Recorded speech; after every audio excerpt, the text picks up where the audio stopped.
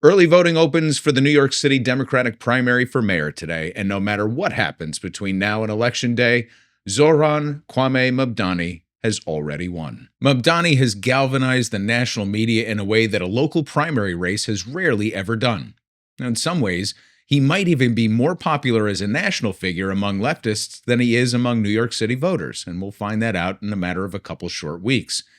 There are those, however, who see this race as an isolated case and in no way a bellwether in a broader political sense. And they would be wrong. UNFTR. A recent poll showed that the Democratic Socialist Zohran Mamdani, running as a Democrat in the New York City mayoral primary, just took the lead over disgraced former New York Governor Andrew Cuomo. And maybe it's because of moments like this. To Mr. Cuomo, I have never had to resign in disgrace. I have never cut Medicaid. I have never stolen hundreds of millions of dollars from the MTA. I have never hounded the 13 women who credibly accused me of sexual harassment. I have never sued for their gynecological records, and I have never done those things because I am not you, Mr. Cuomo. And furthermore, the name is Mamdani, M-A-M-D-A-N-I. You should learn how to say it. Yikes. That was fun. All right, so let's go back to the poll. Critics say it's just one poll, and it's unreliable because it's weighted towards text responses and not traditional landline polls. Okay, do with that what you will, given the reliability of polling data in recent years. But even if we zoom out to look at the trajectory of polling data in just the last couple of months, there's no question that Mamdani has surged well beyond every other candidate. Even the most cynical conservative outlets like the New York Post admit that this is a two-person race. And I'll admit, as a progressive, that this field is an embarrassment of riches, as there are some serious progressive bona fides to be found in this slate. Only one of the places that such bona fides cannot be found, however, is in the former governor and son of a governor who holds the most tenuous of leads. In this way, Mamdani has already won because he's defied the odds in a way that very few people saw coming. And when I spoke to him in early April, his campaign had just passed the fundraising threshold to receive public matching. And not only was it the first to get there, it was the fastest on record. But he was still far from the household name that he's quickly becoming. Mamdani's charm is undeniable, and his smile is just as contagious as his fierce anger and defiance toward people like Tom Homan for how he's tearing apart the city with dystopian deportation tactics. How many more New Yorkers will you detain? How many more New Yorkers without charge? Do you believe in the First Amendment? Do you believe in the First Amendment, Tom Homan? With sitting Mayor Eric Adams having left the Democratic primary to run as an independent, the race has indeed narrowed to just Mamdani and Cuomo. Whichever one emerges victorious on June 24th will almost certainly be the next mayor, as supporters are fleeing from Adams and his ties to Donald Trump, and the Republicans have all but given up on New York City. Evidence of this statement is that they're trotting out Curtis Sliwa again, whose largest constituency remains his fostered and adopted cats. I'm an animal lover, so I think it's wonderful, but apparently they're barred from voting in this election. Anyway, the corporate media has tried everything to smear Mamdani. First was the claim of anti-Semitism because he supported the BDS movement. Establishment, so-called liberal publications like the New York Times, are a little more subtle in their approach to portraying Mamdani as young and inexperienced, making sure to keep his faith front and center. Pubs like the New York Post are a little less subtle, making sure that readers know that he's anti-Semitic and a socialist. Neither of which is true, but it's the Post, and we're all just here for the headlines and the sports columns anyway. In terms of youth, Mamdani would in fact be the youngest mayor of Gotham in more than a century. It's likely one of the reasons that he's connecting so well with the youth vote, but that's also what makes this race tough to call. So turnout for New York City elections has been dropping since a high of around 60% in the late 80s, which is also down from the absolute heights in the 60s. As for primaries, as one can imagine, it's even worse, with the lowest turnout being among younger voters. This is, of course, not unusual, so if Mamdani has a weakness right now, it's ironically his strength among younger voters who aren't likely the ones who will decide the outcome. But the city is extremely unpredictable beyond just age. Turnout varies by borough, age, and along ethnic lines as well. The Bronx has historically low turnout, along with several neighborhoods in Queens and Brooklyn. Staten Island has a higher turnout, but more for the general election, and it's a Republican stronghold. The older Jewish population on the Upper West Side of Manhattan leads the way in turnout, which is where Cuomo is doing the best according to the polls. And even though Asian voters now make up 13% of voters in New York, they're less likely to be affiliated with a political party, which makes them far less influential in a primary. So as usual, turnout will be the deciding factor. Now, Cuomo is doing better in the older demographics, and he's polling better among Jewish and Black Democratic voters, which will be a challenge for Mamdani to overcome, given that they typically turn out better. But Cuomo's been running a very corporate, top-down, low-visibility campaign that relies heavily on ads and media hits. And he's been operating under the assumption all along that his name recognition and his visibility from the COVID days, where he was literally on TV every day for months, will help him win the day. And somehow, he's maintained heartthrob status among older white female voters, even after the allegations of sexual harassment and assault led to his downfall. Mamdani, on the other hand, has got one of the best GOTV or get out the vote operations that I've ever seen. Now, because he started building a grassroots movement so early and he hit the matching threshold, he's not only been ubiquitous on local television through ads and media hits, but his supporters have been fanning out across the boroughs with the goal of knocking on 1 million doors before the primary. And he just might get there. He has nearly 600,000 followers on Instagram and 250,000 on TikTok, and he knows how to maximize his following. Now, Cuomo, on the other hand, has about 195,000 on Instagram. It's not going well. Here are some of the top comments on one of his pinned posts. Zohran for mayor. Oh, you acted all right, and 15,000 New Yorkers in the skilled nursing homes were killed. Didn't you cut public services? I'm ranking Zohran number 1. Experience in ruining public pensions? Check. And so on. A wise politician once told me, signs don't vote. Actually, he said it like this: signs don't vote. But that's inside baseball and for another day. Well, neither do social media posts. So it's a fun and engaging way to gauge popularity, but all that matters come election time is who shows up. Now, complicating any polling initiatives and guesswork is also that New York City moved to ranked choice voting, which many people still don't fully grasp, which means that there will be several ballots before a winner is chosen. Now, because Mamdani has made this such a tight race, it does seem clear that no one candidate will clear the majority threshold in the early rounds, so the process might run several rounds. And as you can see from the last Emerson poll at the end of May, it takes 10 full rounds now for Cuomo to emerge victorious.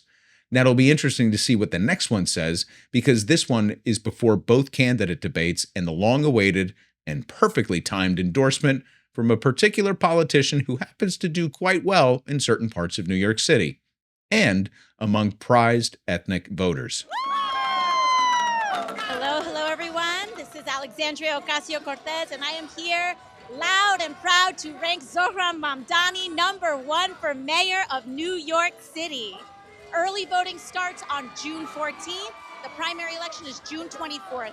So early vote, fill out your ballots, and make sure that you do not rank Andrew Cuomo on your ballot. Don't do it, folks. We are going to rank our ballot Zohran number 1 for a New York City that can be affordable to all of us.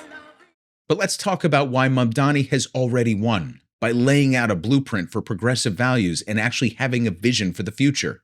Now, most people wouldn't consider New York City a bellwether because it's so firmly blue. So why would a primary even matter outside of our little bubble? Well, it's because New York City isn't as blue as you think. Now, don't get me wrong, it's blue-ish, but the most notable modern New York City mayors were Republican. Sort of. I mean, Giuliani was obviously a Republican, and Bloomberg switched parties so many times it's hard to keep track. But he's a fucking billionaire, and he governed very much like a Republican. And because establishment birds flock together, Bloomberg recently committed $5 million to a PAC supporting Cuomo in the election.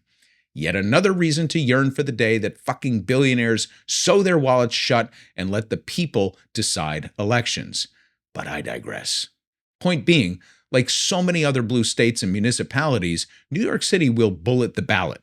Always blue on the national stuff, but more parochial and conflicted when it comes to local representation. Now, when it comes to Andrew Cuomo, there are so many other factors at play beyond the headline narrative of "Comeback Cuomo's done apologizing." Even Democratic insiders are fearful of a Cuomo return to power because of his vengeful and tyrannical past as an executive.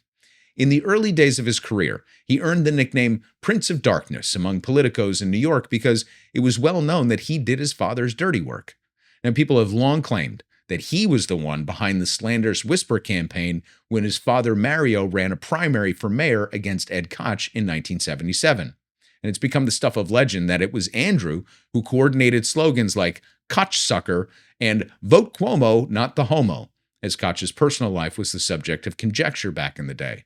Now, whether Andrew participated in this or not has been the subject of debate over the years, but I do know people who worked with him very closely, and he's considered a, how do I put it, a complete sociopath, hell-bent on the intimidation, if not outright destruction, of anyone who gets in his way.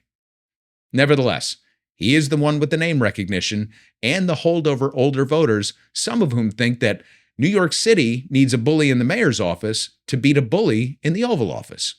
And it seemed as though the distance between Cuomo and everyone else in the race might be just big enough to secure victory on name recognition and reputation alone.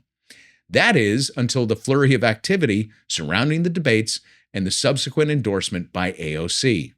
Suddenly, Mamdani was on the lips of nearly everyone paying attention and even grabbing cherished local spots like an interview on the high-profile Breakfast Club program. But here's the thing about New York. Those outside of New York might be surprised to know that AOC isn't representative of New York broadly, not even close. Even here, she's an outlier.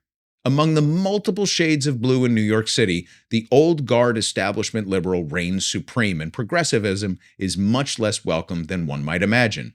See, for every de Blasio, there's a Rudy. So to put Zohran in context of the existential battle for the soul of the left in this country, it's important to understand why exactly he is surging. You're talking about a 33-year-old Ugandan-born Muslim who identifies as a democratic socialist surging in a race to run the same city that gave us creepy drunk Giuliani, 3 terms of billionaire Michael Bloomberg, and former cop and serially corrupt Eric Adams. So let me say it once again. We're blue on the big stuff, but it's anyone's guess on the local stuff. I mean, we're way right of like California, Vermont, Minnesota, Oregon, Massachusetts, and the like. So Mamdani is surging because his message is resonating with people against all odds. The big money Israel allied PACs are lining up against him, smearing him as an anti-Semite. The Cuomo PAC is labeling him as inexperienced and a socialist. The corporate media is piling on as well. So through sheer force of will and organizing, he's breaking through by tapping into people's economic anxiety. New York City is the most expensive place to live in the country. And as he says, a quarter of the city lives in poverty and the rest live in economic precarity and constant fear. So when he talks about making buses fast and free, it lands. When he talks about freezing the rent on rent-stabilized apartments, it lands. When he talks about building grocery cooperatives and food deserts to make food more affordable and accessible, it lands. When he talks about taxing corporations at the same rate that New Jersey does and putting a tax on those in the city that make more than $1 million to fund these programs that he wants to do, it lands. Direct, consistent, and constant, hammering away with leftist messaging and building a cult of personality around progressive values that speak to the average citizen who just wants a shot to live in the city that they love. This is the blueprint that the Democratic Party has to follow, and not in a performative way either. In a genuine attempt to reshape the narrative and shift the Overton window to the left, to where it was when people in this country enjoyed the greatest level of economic prosperity, mobilization, and opportunity. The bottom line is this. If Mamdani wins, it will send shockwaves through the Democratic Party, especially among insiders who recognize that New York City is anything but a progressive bastion. If he doesn't win, but he makes Cuomo sweat, the message will still be received loud and clear. Zohran is proving once again what Bernie did twice. Progressive values resonate, and the biggest obstacle to the progressive agenda isn't the GOP. It's the Democrats. Here endeth the lesson. So if you're a registered Democrat in New York City, take this opportunity to go put Zohran Mamdani #1 on your ballot.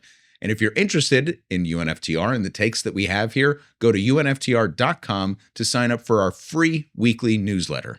That's it for now, and I'll catch you in the next one. This is the story of a political pundit who looked at the world around him and just said, fuck it. Gives the middle finger to authority and says, kiss my ass. But instead of a revolution, he started a podcast. Just what the world needs.